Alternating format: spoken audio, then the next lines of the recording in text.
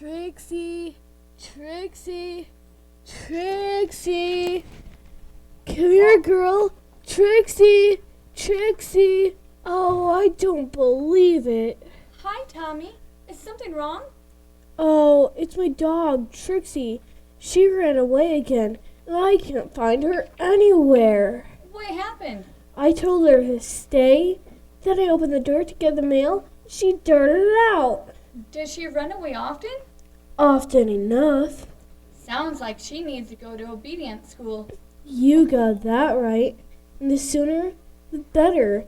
Yesterday I told her to fetch. She did go and get the ball, but instead of bringing it back to me, she heard little Billy call her from across the street and ran over to him. She almost got hit by a car. You sound really frustrated, Tommy. I am, Tina.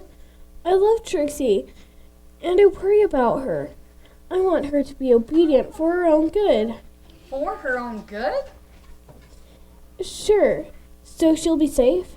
I can hardly even take her for a walk or out to play because I never know what she'll do.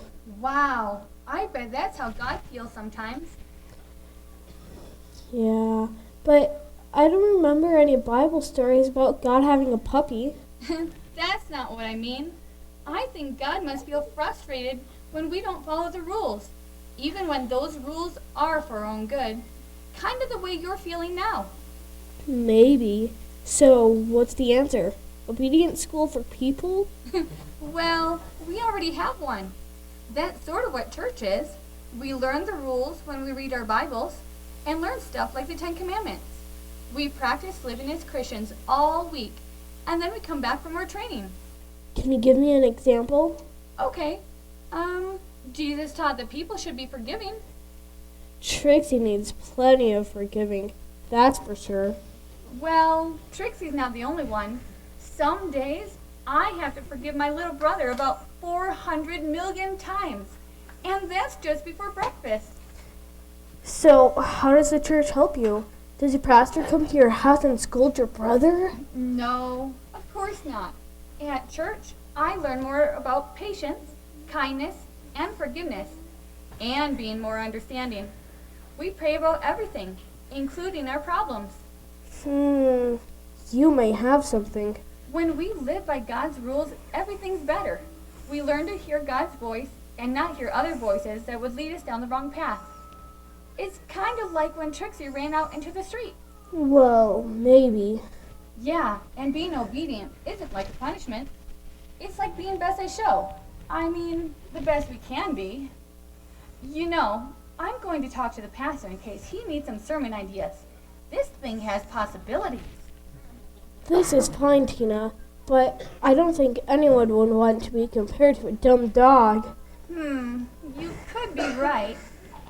Oh, but it's not a new idea to compare people to animals. Except in the Bible, it's usually sheep. At least puppies are basically smarter than sheep. Come on, I'll help you look for Trixie. Well, maybe we should look at Billy's house. Or maybe Susie's backyard. I heard they got a new puppy. The prodigal dog returns. Trixie! Oh, I missed you, Trixie. I'm not sure you got a sermon idea, but I'm definitely enrolling Trixie in obedience school. And seriously, Tina, I think your idea about learning to live by God's rules is a good one. It's just that it's not always easy. I keep making mistakes. That's why I don't come to church very often. I just saw you hug Trixie. So, I'm glad Jerry's back. Well, that's the great thing about church and God's love. We know that we're not always perfect, but we keep learning and encouraging and loving each other. God always loves us, Tommy, and wants us to come home too. We can start fresh whenever we need to. I think you and Trixie need some obedience school. Thanks, Tina. Let's go play ball with Trixie.